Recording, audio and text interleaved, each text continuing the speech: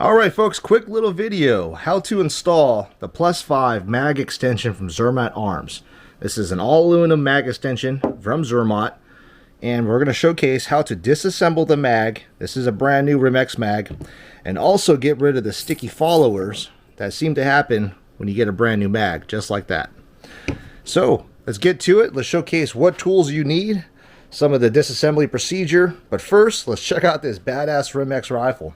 Now I just finished this up for a client, and this one does have a custom paint job on a tiger striping here, and of course a custom barrel that I put on here. Zermatt Arms Remex with a Schillen Select Match 22-inch straight contour 120. This thing's a freaking hammer. Just got done testing this thing. So let's showcase basically how to get it into this mag, what tools you need, and how simple this is. Stay tuned.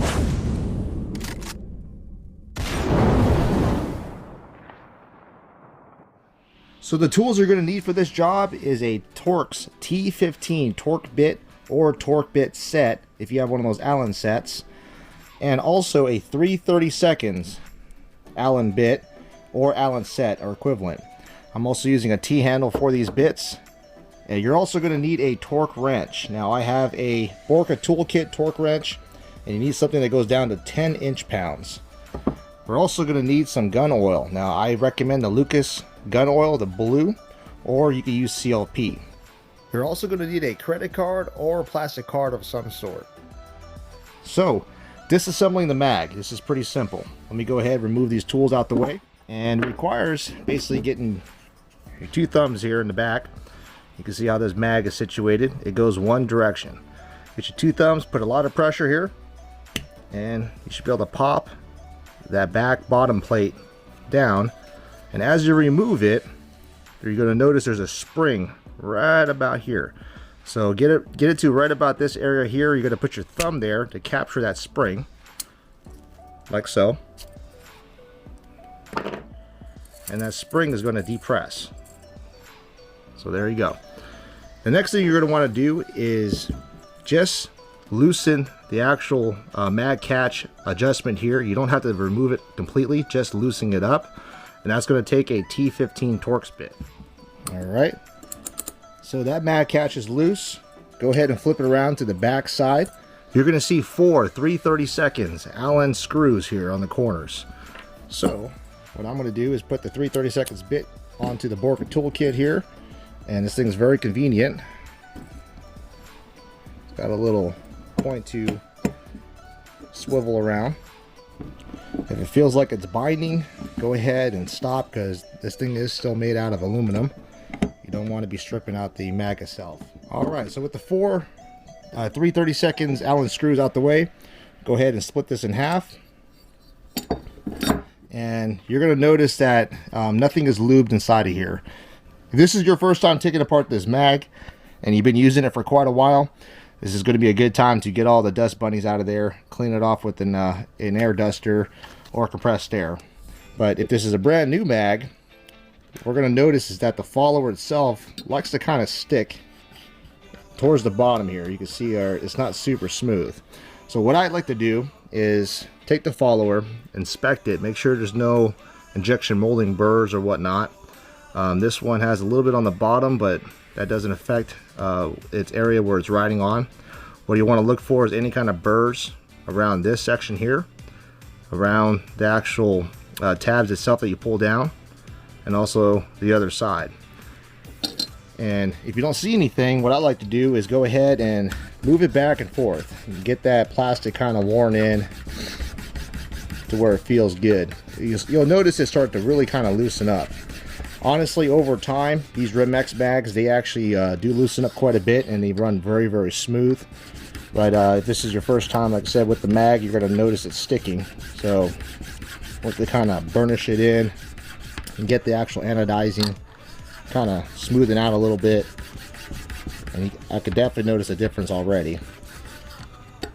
Let's do it on the other side here. Same thing. Yep, you can see it sticking.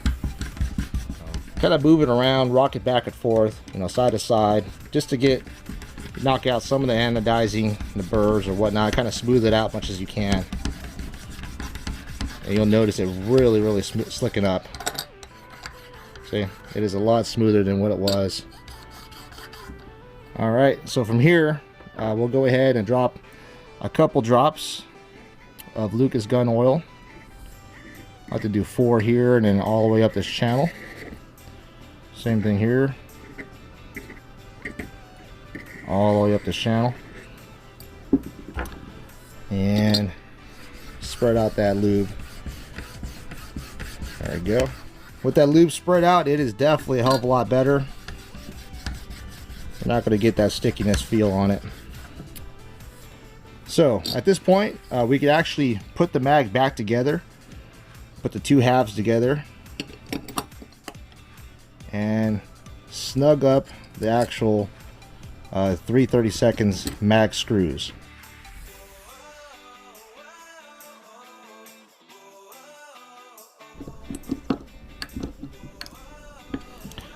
Alright, so with the screws all snugged up, you can see that the follower is nice and smooth still. We're going to go ahead and torque these, the mag screws down 10 inch-pounds. Again, I'm using a Borka tool set. Alright. So, next we're going to grab the mag extension. The mag extension itself has 2 3/32 Allen screws in there as well. We'll go ahead and remove those.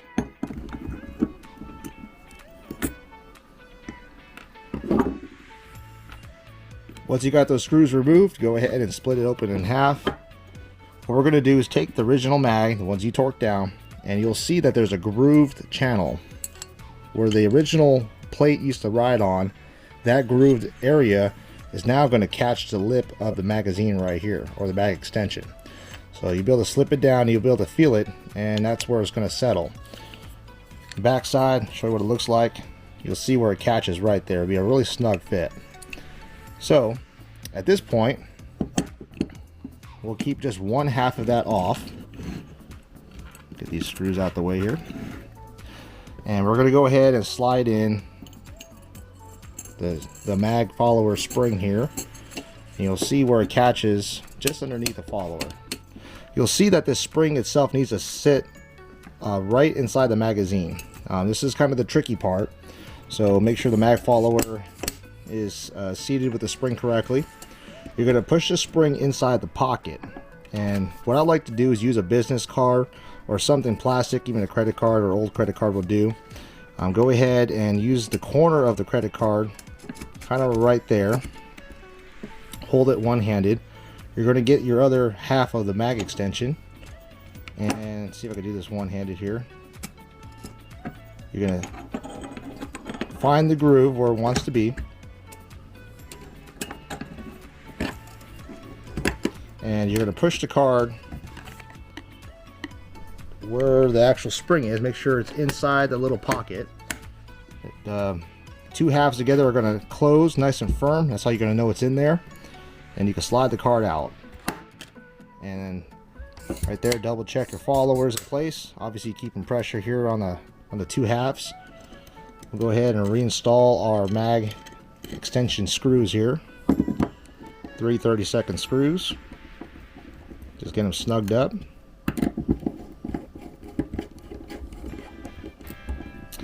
And we're going to make sure the mag itself, the follower, is able to decompress. There's no binding. There's no weird twanging sounds or whatnot.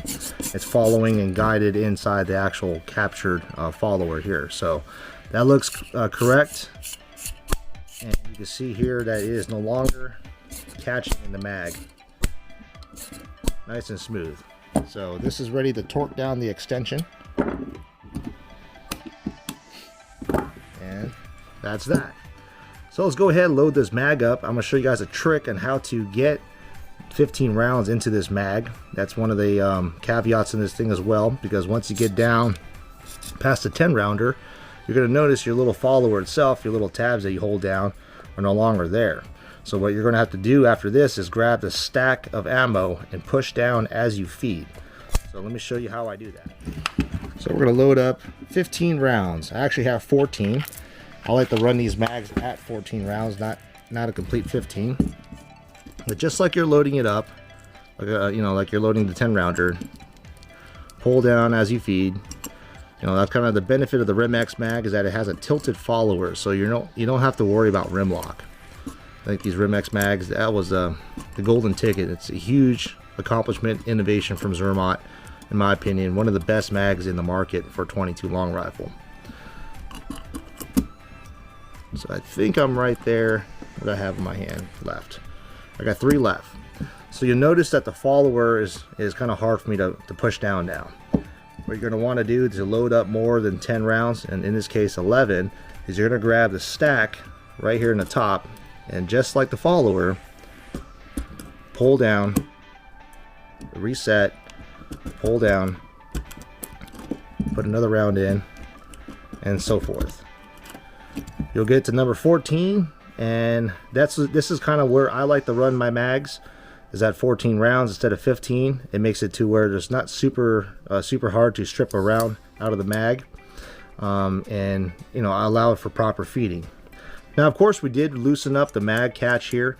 If you have a MPA BA hybrid or an MPA chassis, or a chassis that does have an adjustable mag latch, my suggestion is to have these mags at factory all the way up and tighten them down and adjust the actual mag catch that's in the chassis itself. That makes it to where if you have multiple mags, such as this one, they can all run about the same height, and the magazine latch on the adjustable chassis, mag latch on the chassis itself, is going to situate the mags pretty much even with each other. So we'll go ahead and snug up. This is a T15 Torx head. Get it kind of snugged up. You can torque that down to 10 inch-pounds as well.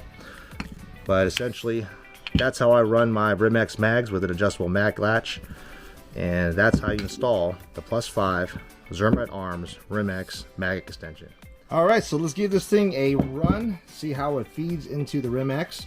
Now, I do have the firing pin removed out of this action itself. This is actually recommended if you're going to be doing dry fire practice. If you have a Rim-X and you want to dry fire, removing the firing pin is very simple. You just pry up and pull straight out. This firing pin does remove, like I said, very simple. Let's see how this thing feeds. And we'll run this thing pretty fast. 1, 2, 3, 4, 5, 6, 7, 8, 9, 10, 11, 12, 13, 14, and that was it. So one of the things you want to make sure is you're not getting any lead shavings, making sure that your mag's adjusted correctly. Sometimes too much spring pressure will get into the actual feed ramp or cause issues with it feeding. I'm seeing nothing but wax in here, or debris from basically chambering the wax. Thanks for watching, folks. Comment below if you have any questions. I'll get to it, and I'll catch you on the next video.